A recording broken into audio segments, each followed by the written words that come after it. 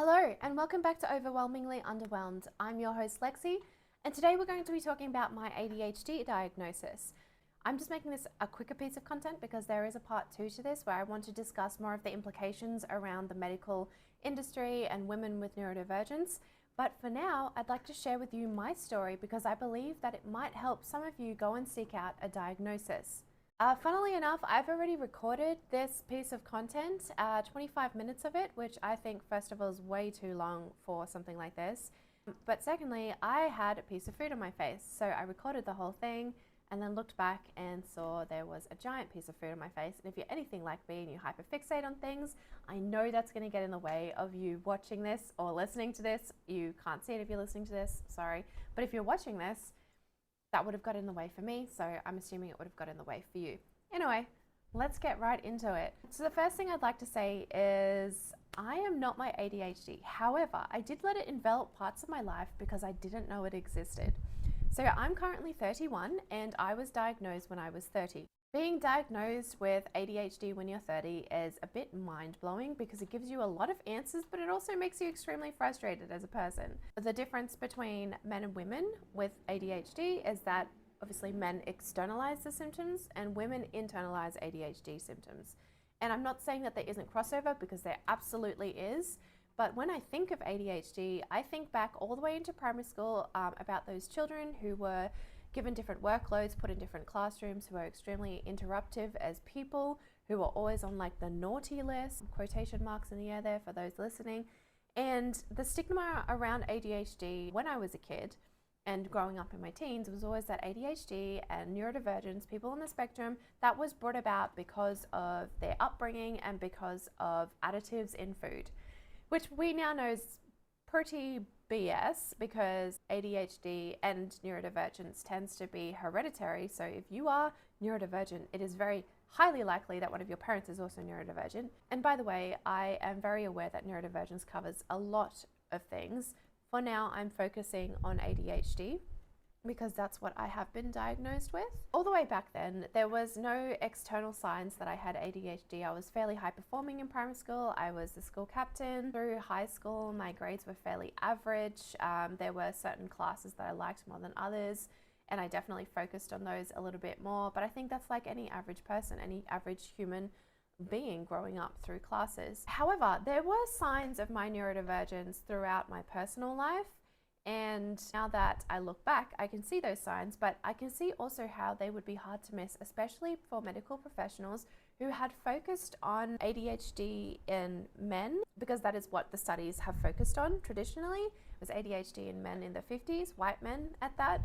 So I can see how it would have been missed. However, it is highly frustrating that medical professionals have missed this, because as somebody who believed they were genuinely broken as a person for the last 10 years, it would have been great to find out that my anxiety and depression were not taking over my life all the time because I had just anxiety and depression and an inability to fix or help myself with that. That's the whole other episode where I will focus on that. For now, here's my story. I have already written a blog on this. It is sitting on my website. You're welcome to go and read it if that's how you like to take in this. But I will focus on just how I figured out how I had ADHD. I think the first signs came through after I graduated university, where, by the way, I couldn't sit still in any lectures, and I was always really envious of people that could sit in the library and focus on their subjects for hours on end, because I was never able to do that. I would sit there for maximum half an hour, and in that half an hour, I'd read one page, look at my phone 600 times, and find 60 other things to do. And in lectures, I was never able to sit through a whole lecture, to the point that I would stop going to lectures because I thought they were a waste of time. I made my way through university as somebody who did most of the things they had to do last minute because there was a heavy procrastination. And I was lucky enough to pass most of my classes because I have a general smarts, which is not sticking an stick up my ass. It is just the way that I have been brought up. I am lucky. I like to read. I like to hyper focus on things. So I'm able to research things fairly well when I'm on my medication now, but back then it was tough going through university and knowing that I could do better, but somehow never being able to do better. After university, I eventually found myself in the tech industry, which I was working in for over half a decade, and the tech industry suited me really well. And you know why it suited me well? because the tech industry is that fast moving that you are given a position on day one, but you will probably do at least 3 jobs in that one position, to the point that the company then opens new positions and then puts you into those positions as well. So you're constantly learning new things, which, by the way, is a big positive of the tech industry. But also, you don't have to focus on one thing at a time. You can focus on 6 things and you are applauded for that, not reprimanded. So I fit in there very well. However, the other signs that I would like to bring to your attention are, I am unable to hold relationships for very long, and that includes friendships and romantic relationships. And I think that there is some parts of me that feel like I never deserved to, but there's also other parts of me that I now see in a lot of people that have ADHD, and that's that they can't keep friendships for very long. And when I say that, I have not one friend continued from high school, primary school, or university, and that was less than a decade ago. There is one friend that I've had since I was 18. We talk once every 3 months on Instagram. That's it. And the rest of the people I have in my life have been in the last 3 to 5 years that I've picked them up along the way, and they've been willing to put up with all my quirks, which is great. Thank you very much. But it is something that I now look back on, and I wonder if there was some kind of diagnosis, if I was able to potentially hold friendships longer, because I still go into friendships very nervous. I'm really not sure how to read social cues well. I can't take jokes. I don't understand a lot of sarcasm. I'm very black and white, which takes me to my other point, that I think there might be other parts of the neurodivergent spectrum that I also sit on, but that's for the second half of this story. I don't know how to respond to that in a few minutes. The other things I'd like to bring up is I'm extremely messy as a person. You will find my ADHD piles everywhere, which is frustrating for my partner. I'm extremely picky with my food, and I'm candid to a fault. Sometimes it can come across as rude. I have no idea how to regulate my emotions, and I'm working on that because now I have a diagnosis. We're able to work on the behavioral parts of this, but going from 0 to 100 has been, I think, looking back in hindsight, the biggest red flag that I had ADHD, because at no point in my life was I ever able to take negative news in well. It was always, you would say something, for example, hey Lexi, I don't think you do this well, and I would go from 0 to 100, extreme crying instantly. I wasn't able to regulate that emotion. It would be like 2 or 3 days where I'd lock myself in the house and not talk to anybody because I had no idea how to work through what I had been told. And I think that's probably the biggest flag for me. The other bits and pieces, as we know, can't focus on anything at any point. I need fidget toys all of the time. I can't deal with a task. If you tell me to clean the kitchen, I don't know how to or where to start. Getting to my present day, I have been through 2 psychiatrists so far. I'm not impressed at all with either of them. And I think that might have to do with the medical industry really focusing on men and their neurodivergence and not having enough research around women. The first psychiatrist I went to, I ended up there because my psychologist had an inkling of a feeling that there might be a chance that I had ADHD. So she put me through a test, which I think was about $40. And the test included a list of questions, which I had to answer. And then my partner also had to answer those questions. And we weren't allowed to look at each other's answers. And it was taken back to my psychologist, who then graded it. And through that, we figured out fairly quickly that there were a lot of symptoms of ADHD. My first psychiatrist that I went to, I left because she was like me, unable to focus on me, was constantly picking up Skype calls and phone calls inside our conversations. And it got to the point that you're paying $400 for a 30 or 20-minute session, and it's just not giving ROI. So I was pretty keen to move on. But interestingly with her, she didn't think I had ADHD. She thought I had traits of ASD, autism, and also bipolar traits, which I am yet to explore because my current psychiatrist, who is a man, he thinks I have 100% ADHD and no traits of ASD or bipolar. So very frustrating still, but I know I'm on the journey to figuring out where I actually am on the spectrum of neurodivergence. However, the ADHD has been pretty prevalent with this psychiatrist that I'm working with right now because the medication he's had me on works. And I would like to take you through some of those medications now. The first one he gave me was a short-acting medication. So in ADHD medications, there's 2 types you can be prescribed. Again, not a lot of research has gone into this since the 50s, so it's the same medication, which means it's a heavy set of side effects. So keep that in mind if you do go and decide to get medicated, and I'm going to walk you through those right now. The first thing I would like to say is that you cannot take the first medication and assume it's the best you're going to get. If you are unhappy with that, you need to bring it up with your medical professional and you need to talk about a better plan. The first medication we had me on was a short-acting dexamphetamine at 5 milligrams. So short-acting means that from 4 to 6 hours, so you're supposed to take 1 or 2 a day. These types of medications are not supposed to be taken every day. They are taken when you need. This particular short-acting medication gave me the worst migraines. And I already get migraines as a person, so I would by 4 p.m. be extremely exhausted and have a migraine to the point that I couldn't see. So I went back with this feedback. The second medication he had me on, we went onto a longer acting because we believed that the really fast ups and downs of the short acting might be what's giving me that migraine. We did a 20 milligram dexamphetamine and it was okay.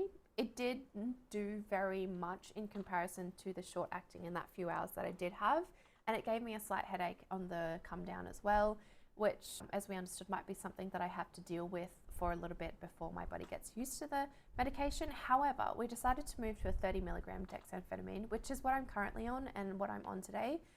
Side effects of this, in the positive, I get a lot of stuff done when I'm on this medication. I'm calm, I'm collected, I'm not angry at the world, which is something that I found myself to be a lot of days, which is really sad. I'm not angry at myself all the time. I'm able to do a lot of content, which I bang out, and I love that I'm able to do that.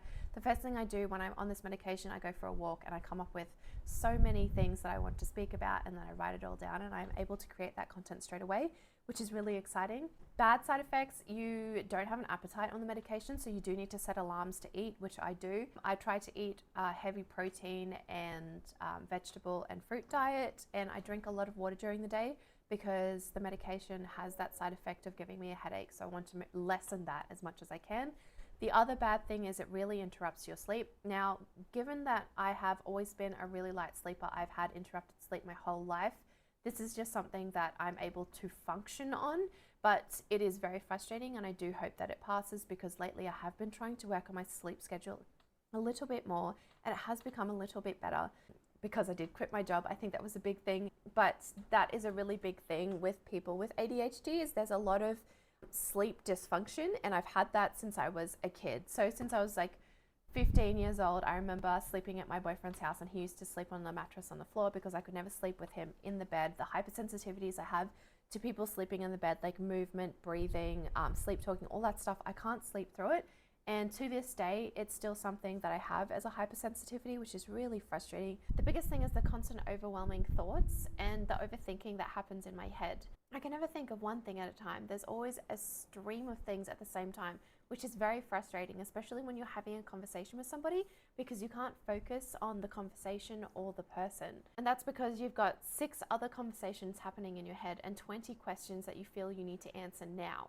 This medication that I'm currently on is working, it's good. I probably will work with my psychiatrist to see if we can get even better.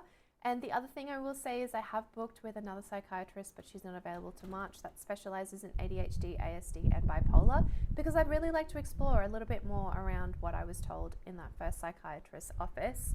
And I think it's really important that if you do have traits that you recognize as neurodivergence, it's important that you see a medical professional. Something that I have done because I don't think there is enough research around women with neurodivergence is I have joined Facebook groups, forums, and I follow a lot of creators that talk about neurodivergence in women so that I can understand myself a little bit more and try to help you out a little bit more, especially if you think that you might have traits of neurodivergence. Before I go, I'd just like to read this particular excerpt from an article that I have linked in my blog. It is from a woman called Kathleen Nadu, who has a PhD and is a director at Chesapeake Psychological Services of Maryland in Silver Spring, and she specializes in treating women and girls. Nadu says that the single most common word women use to describe the symptoms when they see her is a pervasive sense of overwhelm, one that evades all kinds of remedies and persists for months or years. Years of living without a diagnosis can damage a woman's psyche. Women and girls tend to internalize ADHD symptoms, whereas males tend to externalize or more openly and unabashedly display traits such as hyperactivity, fidgeting, frustration, or inattentiveness. Internalization of symptoms, being secretive or masking feelings of anxiety, self-doubt, and inferiority, contributes to late or misdiagnoses. And the last thing I would like to say and something that I have written down that I would like to read out because I'm proud of the way that I have worded this. It shouldn't take me to get to my 30s before somebody thinks outside of the usual women's issues box and asks me to take a test for neurodivergence. The medical system is failing us and doing nothing to dismantle the stigma around these conditions by continuing to disregard our experiences, and I see that story on social platforms every single day. I have now joined multiple Facebook forums where like-minded women are working together to help each other in everyday tasks, and I openly speak about my experiences to those around me so they know what to expect socially. One of my friends even messages ahead and tells me that her room is available for quiet, decompressing time if I need it whenever I attend her house parties.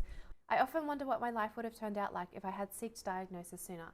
Whilst I don't define myself through the traits of ADHD, I find that they do insert themselves into a lot of who I am as a person, and sometimes it's hard not to question who I would be without the condition and wish I was like my friends who don't have constant overthinking traits. Either way, I'm learning to embrace it, and soon I will figure out how to make it my advantage.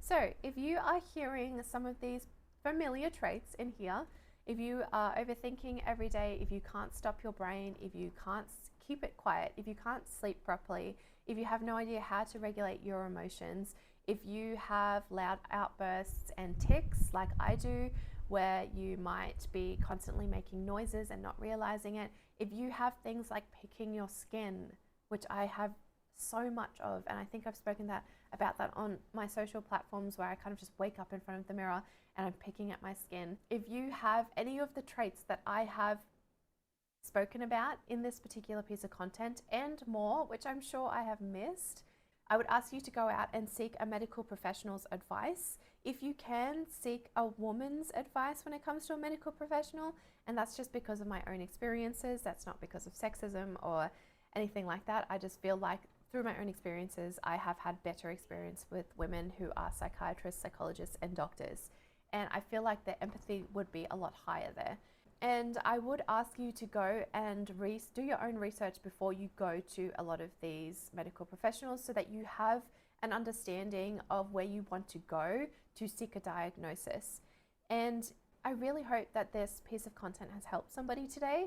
Again, I will do a second part where I talk a little bit more about the medical industry and neurodivergence in women. I think that's a really important topic to approach. But for now, that is my very quick summary of a story. I hope I stayed on track because I am on my medication today. I'm sure there are bits and pieces I've missed, but I'm sure you will see those on my Instagram and other pieces of content that I make. I hope you go out and do something that makes you uncomfortable today and stimulates your growth. I will see you next time. This has been Overwhelmingly Underwhelmed.